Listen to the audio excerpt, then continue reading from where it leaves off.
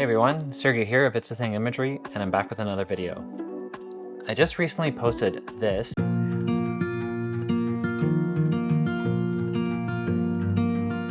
and I want to show you guys how I color graded this video.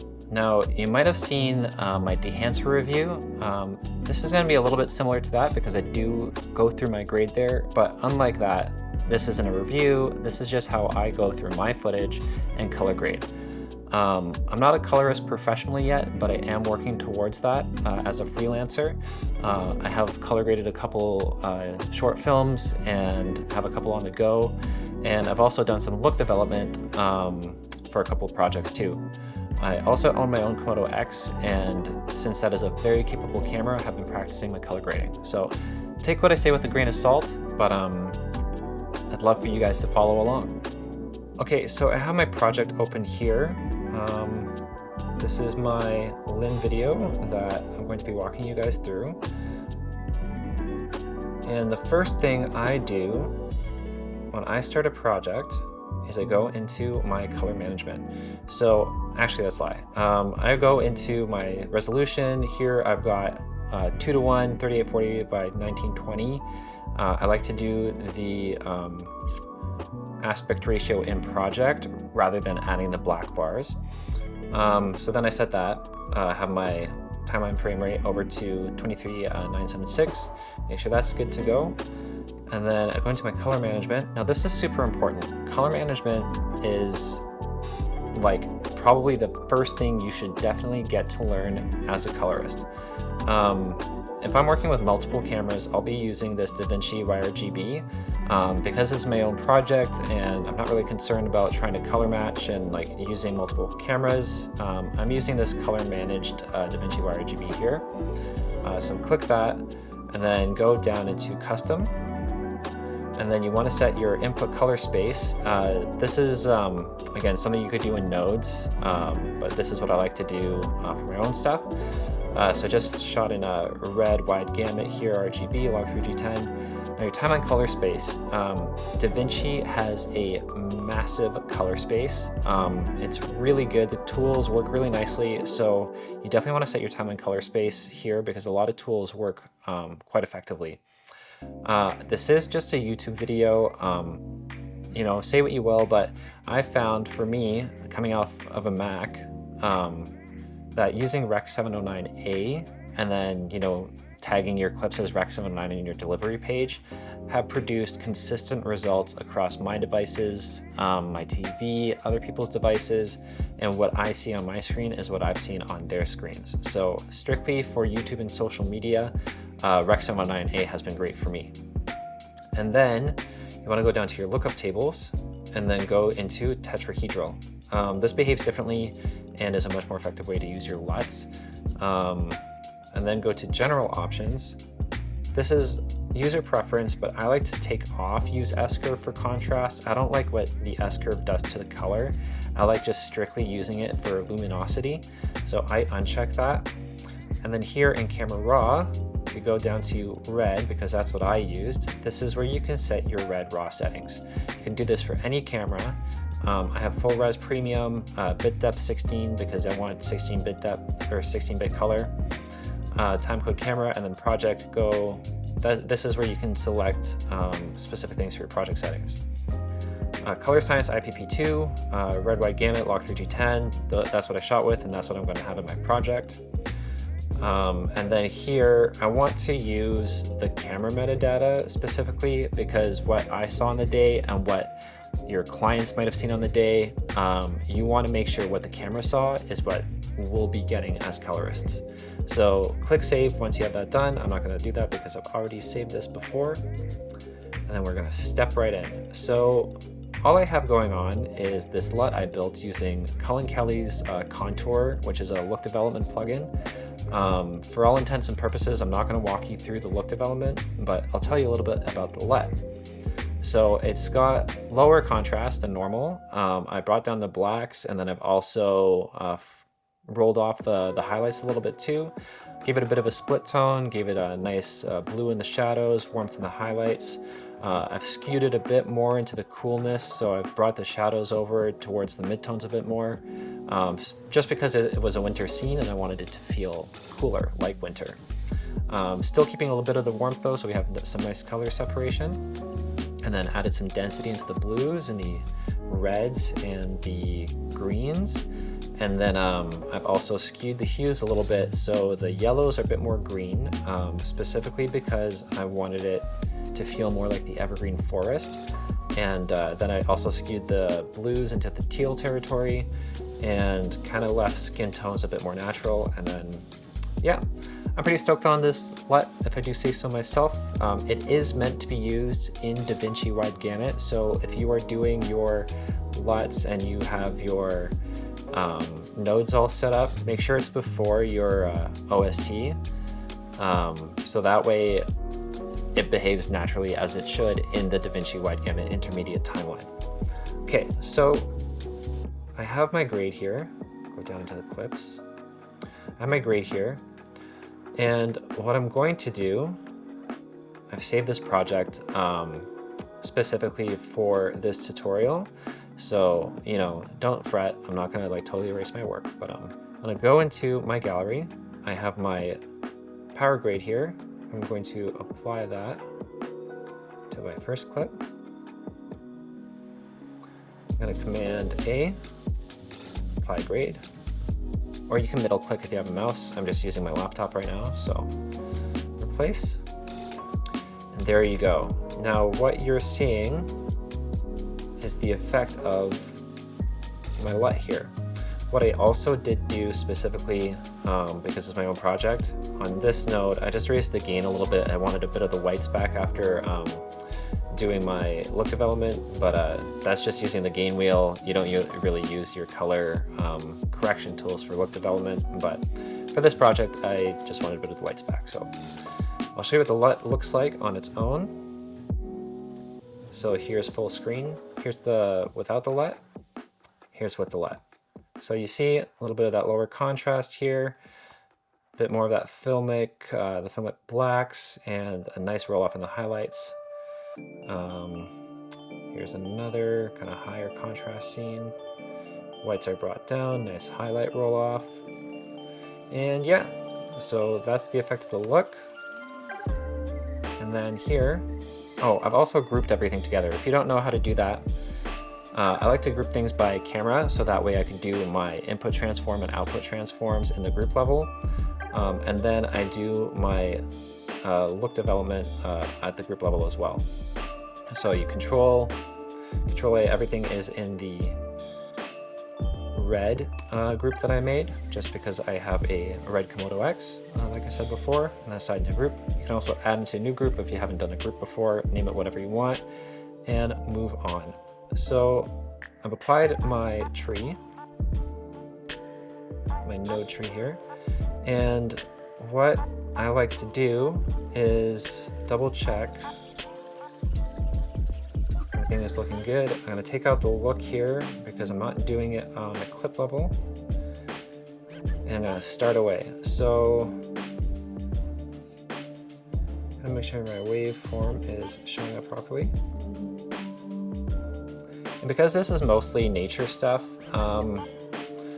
normally I like to expose and deal with skin tones. That is my primary focus when I'm color grading, and then making sure the rest of the stuff comes in as necessary throughout the rest of the project. So I like to do my exposure here in the HDR section. The reason being is this behaves in stops. So it behaves photometrically. So if I increase it by one stop is double the amount of light.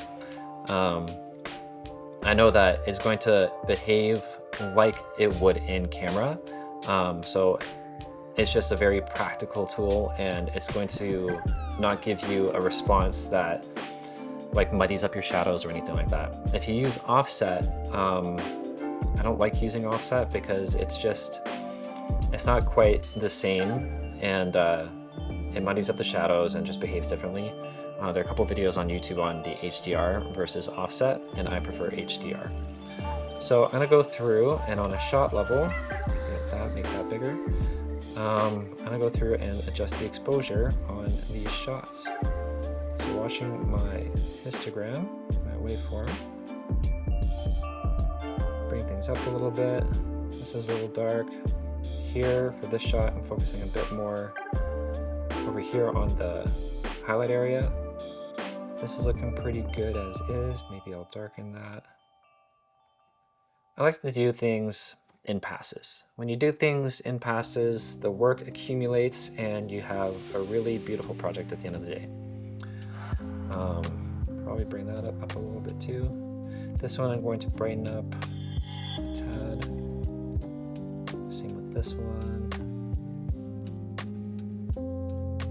I do have a color wheel, but if you are new to color grading, you probably don't have your wheels yet, and you're probably just going to be doing what you're doing on screen.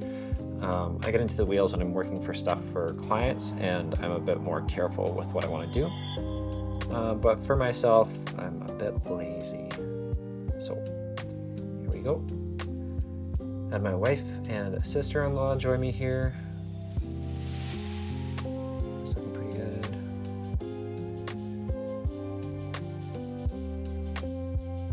Yeah, that's nice too. I'm gonna brighten this one up a bit too, focusing on the middle. Same with this one. This one was pretty dark at the end of the day, but I also shot this with a pretty low ISO, so I'm very comfortable bringing that up and not worrying about noise being introduced. This too. Yeah, bring that up as well. This is looking pretty good. I'm actually really stoked on this shot here. It's just this like lonely skater, but the view, I don't know why, but I just feel like it's something you'd see in a Tim Hortons commercial, but that's just me. Now this shot, because I shot at ISO 250, I actually didn't have much exposure, didn't have much latitude into the highlights. So here, the highlights are a bit blown out, but we'll take care of that later. But it's not totally blown out. That look is doing a lot of work keeping those down. I'm gonna keep going through. That's nice. Brighten that up. Anyway, you guys get the gist, so I'll just move on, and then when I get back to the next step, I'll meet you guys there. Okay, and now the balance. So the thing with balance is you're kind of going for not necessarily neutralizing the whites, but you're going for the creative intent of the cinematographer, of the director. You kind of want to see what was intended on the day, and if you're working together with a client, they'll tell you you don't necessarily have to neutralize your whites. A lot of people will go to do that. Again, with people, the main focus is skin tones, but on a project like this, what I'm probably going to do is just cool things off to make it feel a bit more like winter. You know, for this, I'm actually going to plug in my wheels, just so I could get a bit more granular control. Okay, so one thing that I've also done with this node is I've gone into my gamma and set it to linear. Linear gain works much more effectively than your offset wheel. This is just a trick I learned from Cullen Kelly. I took a couple of his courses, and it's great. It reacts like it's less sensitive and feels a bit more fluid when you're doing your balancing. So I'm just gonna go through and grade along. So I'm cooling this off. That looks pretty good to me. Probably cool it down a little bit.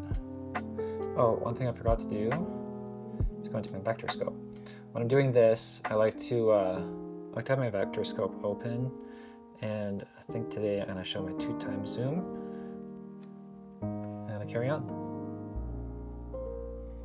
Yeah, cool that off a bit too. Bring that into the middle.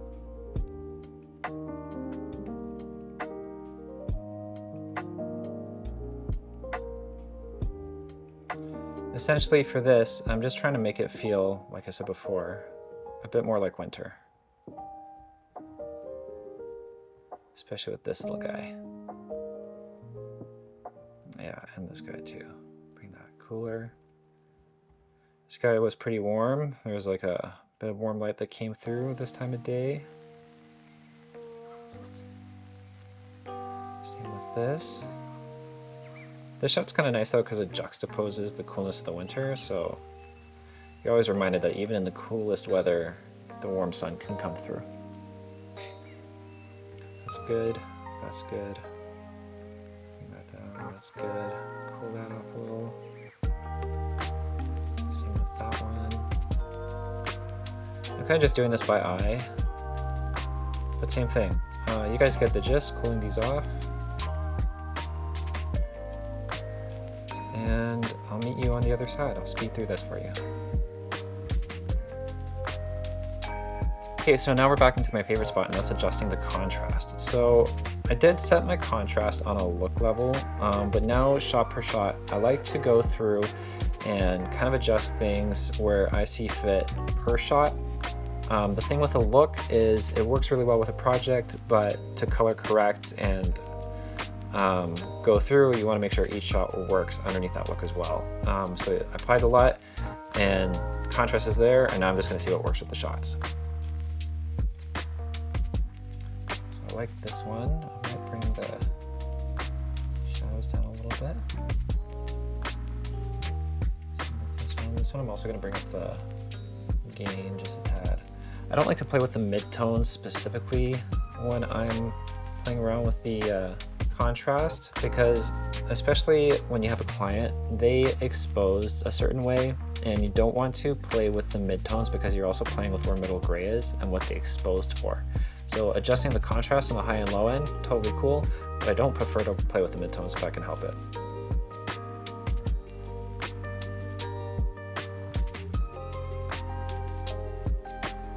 If I think a scene needs more contrast overall, going back into that project settings bit, when we set the S-curve off, now I know I'm just going to be adjusting the highs and the lows in relationship to each other.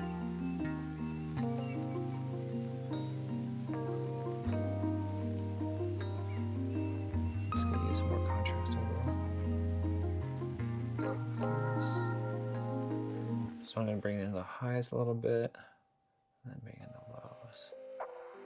That's nice.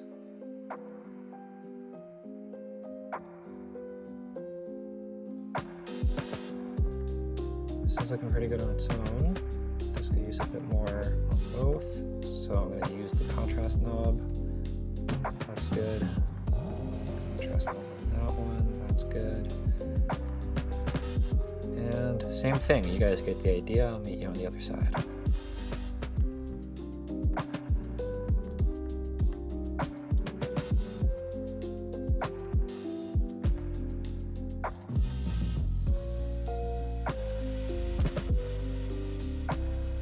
Okay, so next we have saturation. I like to use the HDR saturation rather than the regular saturation tool. Again, it just behaves much more naturally and kind of pulls it less digitally. It's less intense, and I'll adjust that as I go, but overall I'm pretty sure I was happy with my saturation on this level.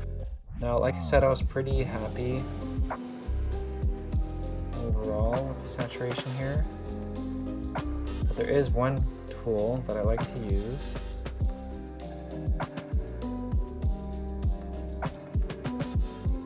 Once I go through. Okay, so again, small little bits at a time.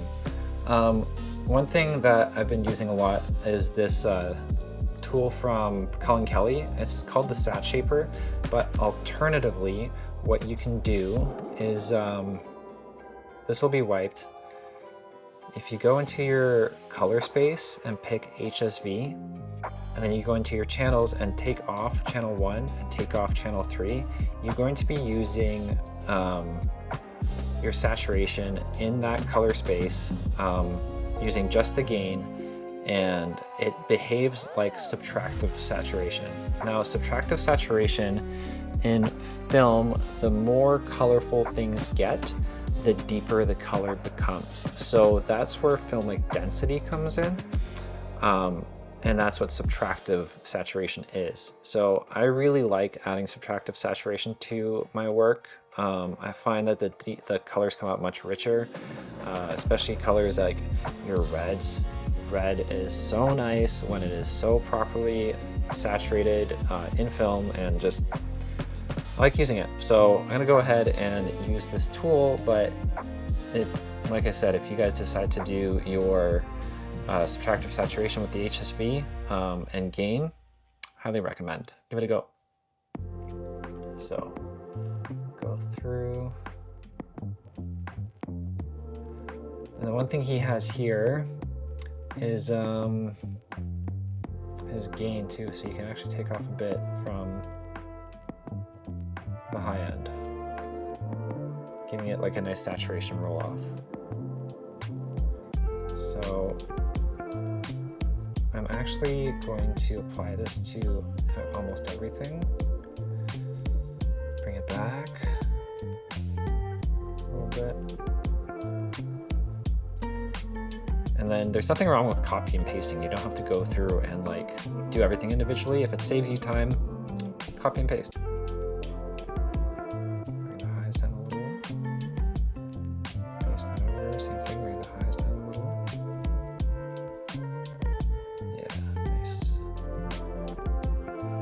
Okay, so like I said before, I'll meet you guys at the other side. This is a really good example, actually.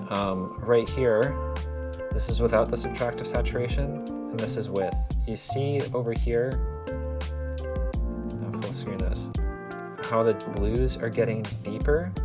That's what I mean.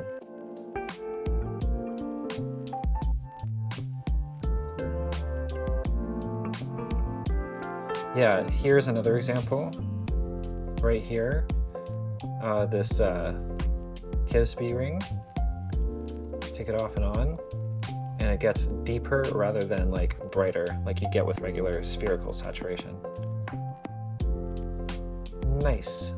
Okay, so another tool I like to use, if I want to get specific colors, this is the mononodes saturation, density, and hue DCTL. Now, I kind of did something similar with the look, but you can keep this on as a node, and it works much more cleanly than your HSL here, because this lets you kind of overturn your colors into something really nasty, whereas here you have limits to how far you could take those colors, which is really nice. So I don't think there was much here that I was doing. And yeah, and then another trick I like to use sometimes, not for this project, but some other times, is I have this log setting, and if there's like a lot of red or a lot of like muted out sort of one wash color, I'll go into the shadows and I'll actually sneak in a little bit of teal. So I'm gonna copy that, but I'm also going to remove that. Show it in a different scene. Let's see, something like this maybe. No. So I'm going to overemphasize this. You can really add a lot into your teals here, to your shadows. And the shadow kind of bit of log has like a definitive stop. That's what log kind of has. There's no rollover. So if you adjust color in your shadows, you might get a little bit of artifacting, just because it doesn't like naturally bleed over like your lift wheel will. So use it sparingly, but also it is a really nice clean way to get some color back into your shadows. Okay, and then the other thing that I like to do, I'm going to reset this, is over here, I'm back into the HDR palette, and I'm gonna scoot over one. Especially for this shot, I found that although there's a little bit of contrast, I wanted to get into my high node. I wanted to bring back a bit more of that. I wanted to bring back a bit more of the highlights into the snow, and HDR is also a very clean way to do that. So by lifting it up, you'll see right here in the snow, it actually adds a lot of the highlights back in a way that looks natural, kind of like there's this soft glow coming in from above, and it keeps it from getting too flat. So I like to do that as a trick to bring some highlights back without affecting the overall image like you would with the gain wheel. And then another thing I like to do is with the shadows, I also like to trim it down a little bit. So it's kind of like, it's almost like selective contrast in your ranges here. This one you can barely tell because there isn't really too much shadow work, but this has a nice subtle effect to it. So I'm gonna bring that back up a little bit. And then I know that I had a couple of those shots where the highlights were bright, and so I'm going to do the same thing. I'm going to bring the highlights down and control them in a way that's nice and clean. So here's the before. So I'm looking over here in this like slightly overexposed patch. Here's the after. That might actually be hitting a bit more into the specular. So I'm going to go back there, bring that down. We'll see the net effect of that. Yeah. So bring that back up a little bit. But if you have some detail left in your highlights and it isn't totally blown out, you'll see that the specular bit of the HDR wheel works quite well.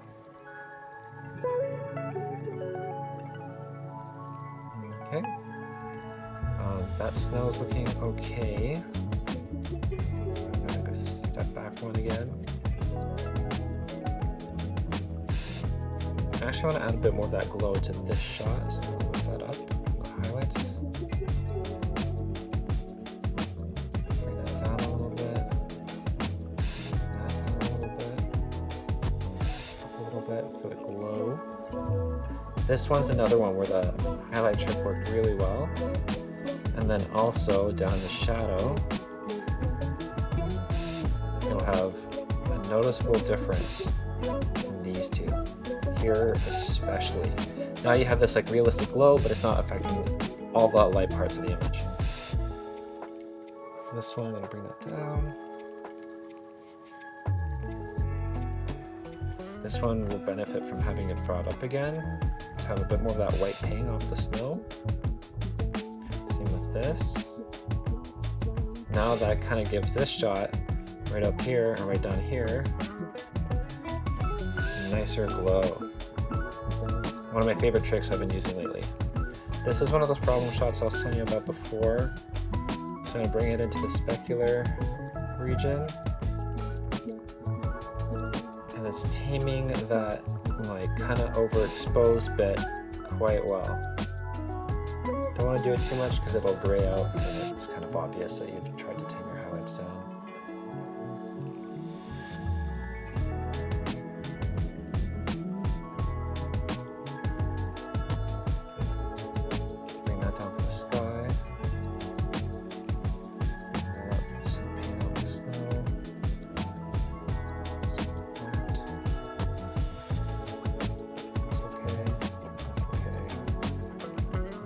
Both there, go down to the shadow. Same thing.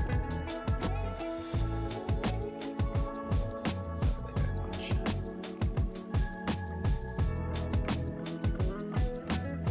And this one I like to bring with the snow too. Subtly tell that up here in the snow. Okay, and then I don't need to do this, but you can do your power windows. I also have like an overall trim. Actually, I'm gonna, now that I'm seeing this, I think I'm going to bring back some of that high and bring back some of that shadow.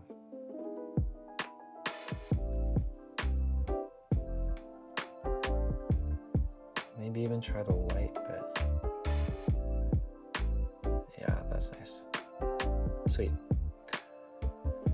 Okay, I also have a trim node, so like if the client comes back and you want to make some changes and you don't want to go back and undo all the work, there's a trim node here that's kind of like your notes. Put the notes together, put it in the trim node, and then you can make secondary changes after that, but it doesn't affect and go back and change the initial work. Or maybe they like the look, can we cool everything down a little bit? Put it into the trim node. It'll save you from having to like rebalance all the work that you've done before. I have power windows here, and I also have the inverse. So if I wanted to create an outside node, I could do that here and just link the alpha. I don't want to add any vignetting. And same with any keys. If I have any keys, I place it in the nodes here. So I know I said this isn't an ad for Dehancer, but I do really love Dehancer's bloom, halation, and their texture, their film grain specifically. So I'm gonna go to a bright scene here. Actually, this should be a nice scene to check this out with. So I'm in Dehancer, go to bloom. The annoying thing about Dehancer is that it always gives you some settings, so you want to disable everything. And then head down to the bloom. So I'm going to enable that. You see, it gives this nice kind of bloom effect to the highlights, and you can select different kinds of film stocks that this would affect. And then if I like what that's doing, which I do, I'm going to copy that, bring it over here. And then I have a keyboard shortcut. I placed a R, which is like, I don't even remember what it was. But it effectively, because I'm in a fixed node tree, if I press that button, it'll apply that node to everything in that group. So bloom is pretty subtle here. Subtle here too. But it's nice, soft little glow. All those little things that we do to make a grade come together. And then halation, same thing, Dehancer, disable everything. I should put this into a power grade. Oh, I forgot one thing. One thing you also want to do is put this into the working space that you're working with. Just double check that transferred over, it sure did. Same with halation, put it into DaVinci Wide Gamut Intermediate, disable, disable, disable, disable. And then go into halation, enable that, and it's quite strong. I'm gonna go into the 65 millimeters, and you'll see it kind of adds look in the vector scope, or red push to everything. Now, one thing that I don't want to do is give a red glow to everything. It kind of washes out all the work that you've done before. But halation lives more in the highlights, and what you can do is key out the highlights. So I'm going to put this into highlight mode, bring in the luminance. Oops. Put this into highlight mode, luminance. So this is showing how far I want the highlights to go into, or the halation to go into the highlights. So one thing you also want to do is add some softness, so that way it's clean, doesn't create much artifacting. And now the halation lives more in the highlights, which you're not seeing too much of it here, but I'm going to apply this to all my shots. A shot like this, you'll see that it's less glowy, less red overall in the midtones, but I'm also going to adjust that. This is a good thing to do shot per shot, so that way you're not affecting the image, because the highlights live in different places. I might actually just apply that to everything.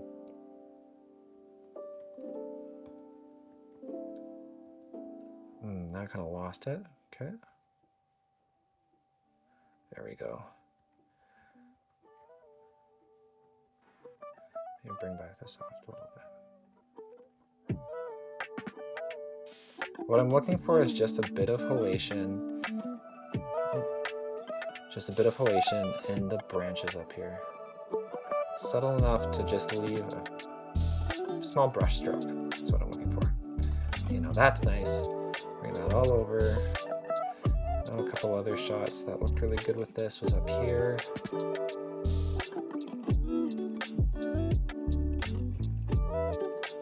Sorry. My finger's in the wrong spot. So you'll see it's in the highlights.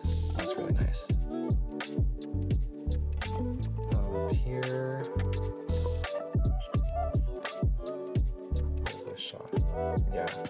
Just around the branches a little bit too. Just super subtle. And then the last thing that I do sometimes and sometimes don't do. One more time. Go into Dehancer, disable everything.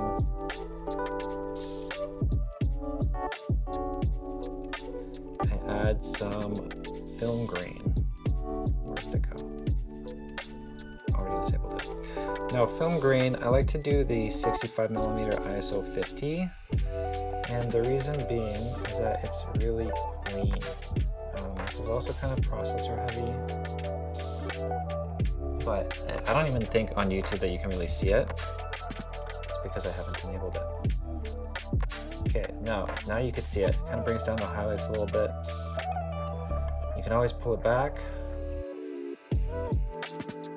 If you like what that's doing, I believe firmly that your film grain, if you do decide to add it, you want a bit of that film aesthetic, should belong at least the same time of day. It should have the same film grain, like film stock grain, because if you're shooting in film, you're going to be using the same kind of film stock that entire day. Now, if you're filming at night, traditionally at night, you're going to see a bit more grain because you're using more sensitive film. So switch it up a little bit there. But that's my belief in film grain. So I'm going to apply that to all my shots. And there you go. Now, the last thing, now that this is done, the last thing you kind of want to do is export. So I had this named Lin, but I'm going to name it Lin Color Grade.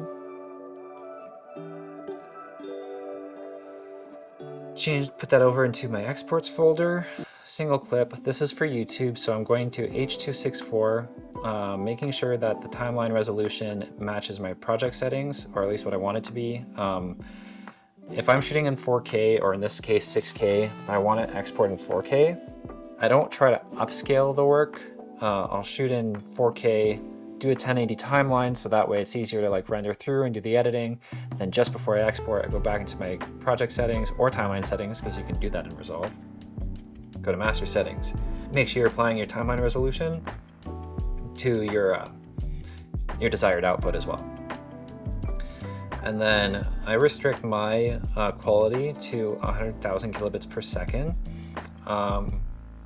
I don't like to do automatic, because if you do automatic, it'll take out information where it doesn't think it needs to have too much of it, and it'll really block out your work. Now this is the biggest section to pay attention to. Data levels, you want to have a video, depending on your situation, but for YouTube, I keep it a video. Remember how we had that Rec 709A tag in my my color management? I pick Rec 709 while I'm here, so that way when I view it on YouTube and view it on my phone, the tags somehow, I don't know, some wizardry behind the scenes works really well together, and it just works. I can't explain it. Rec 709A is like Resolve's answer to the QuickTime Gamma Shift, but if you select Rec 709A here, it still doesn't work properly across other devices, so this kind of blended them together has worked really well for me. Yeah, so that's my grade. I'll play the film one more time and see how close we ended up grading this versus grading the actual project. But if you liked this content, really appreciate it if you would subscribe and comment if this was useful. And if you have any questions about color grading, I'm only a few years in, but more than happy to talk color. That's me. That's it. One last time, I'm Sergey Kurbenko of It's a Thing Imagery, and I hope you have a good one. Thanks for coming.